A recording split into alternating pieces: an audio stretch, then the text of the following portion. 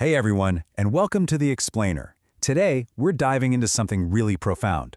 We're going to look into two universal mirrors of human nature. Now, the first mirror, it reveals how we completely deceive ourselves in our day-to-day actions, literally masking our own egos behind these big, noble causes. And the second mirror exposes our inward blindness. It shows how we somehow manage to completely ignore the everyday miracles happening right under our noses. I promise you, by the end of our time together today, you're going to see your daily decisions and your everyday blessings in a totally different light.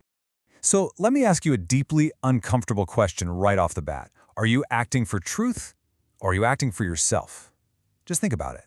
We walk through life making countless decisions, right? We defend ideas, we get into arguments, we take stands on things.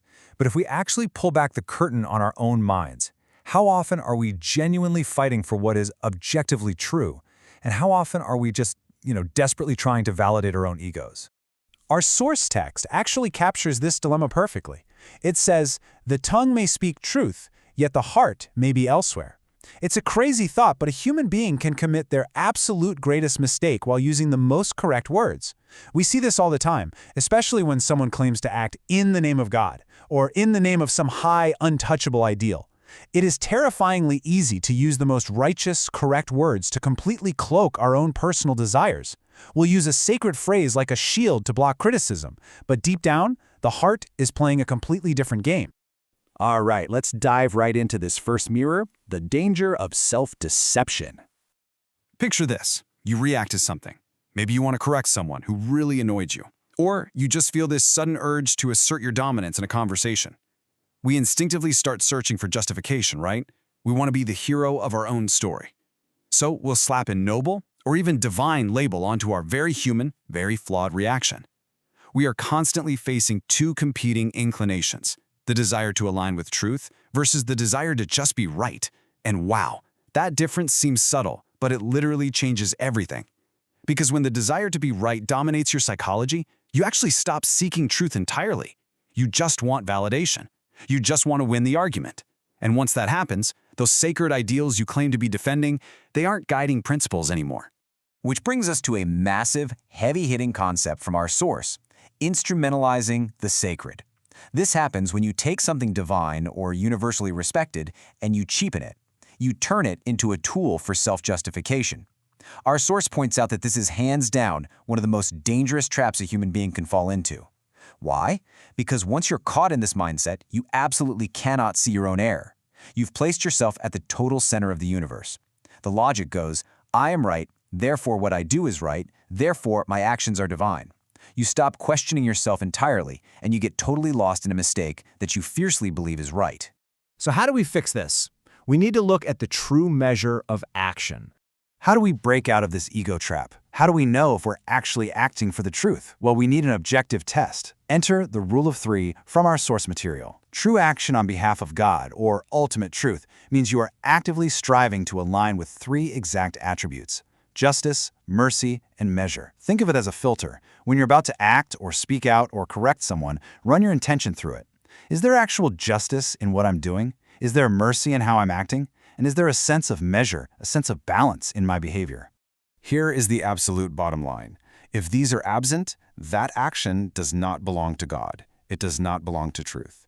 Listen, it really doesn't matter how loudly you shout your noble intentions. If your action contains oppression, it's not from God.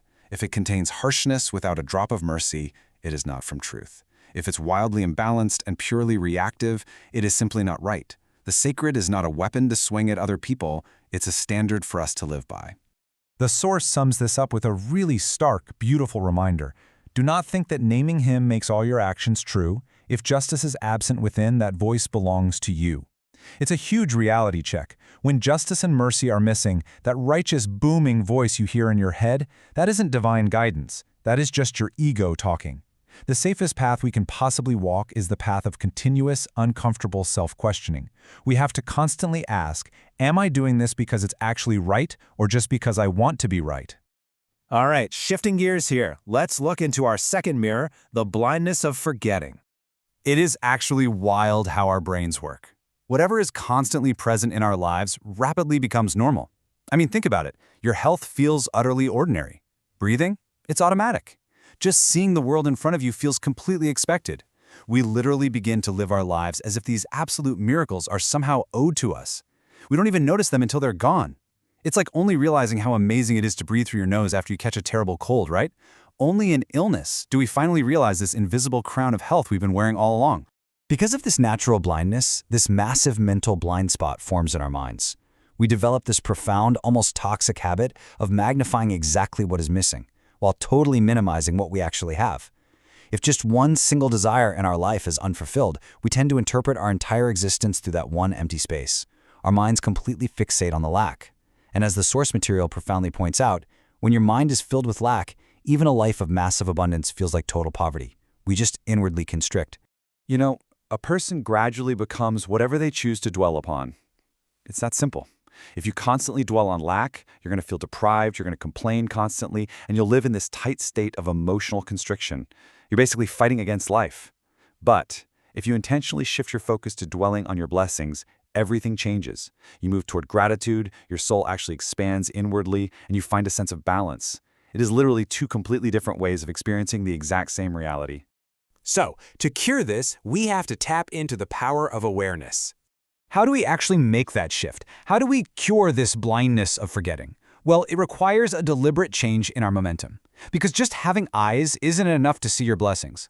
A person in constant rushing motion simply cannot perceive them. When you're just rushing to keep up with the day, you don't feel anything. You have to literally slow down. You have to become still. Only then does real perception begin. It's only in stillness that you can recognize the incredible value of, say, a simple glass of cold water, or the warmth of a good conversation, or just the sheer gift of taking a single deep breath. And as that perception begins, our vocabulary has to change too. When we walk around saying, "I achieved this," we actually narrowed the blessing. We make it all about our ego all over again. But when we shift and say, "This was given to me," we expand it. We attribute the blessing to its true source. We stop the boasting, sure, but we also stop ignoring the good in our lives. We recognize it, we accept it, and we step into a genuine, grounding gratitude that doesn't just make us feel a little better, it actively balances our entire soul. The Source frames this so beautifully. It says, "I counted what I lacked, and my heart grew tight and dim. I noticed just one blessing, and my soul expanded within." Gratitude isn't just saying a polite thank you. It's a complete lens. It's a whole way of seeing the world. It is the sudden realization that life was never actually lacking. We were just completely unaware. When we finally recognize our blessings, we can stop struggling so hard against life. Which brings us to our final thought. I really want to leave you with this incredibly simple, yet completely life-altering question. What is one blessing that was given to me today? Now, at first, your mind is probably going to resist it because it's so used to scanning for problems. But practice this. Stick with it. Notice the tiny moments of ease, the unexpected kindnesses, the quiet clarity. Because as you practice recognizing what is given, while never forgetting the giver, you're going to find a peace that no argument, and definitely no ego, could ever provide. So what's your one blessing today? Thanks for exploring these two mirrors with me, everyone. Keep seeking the truth and keep seeing the blessings.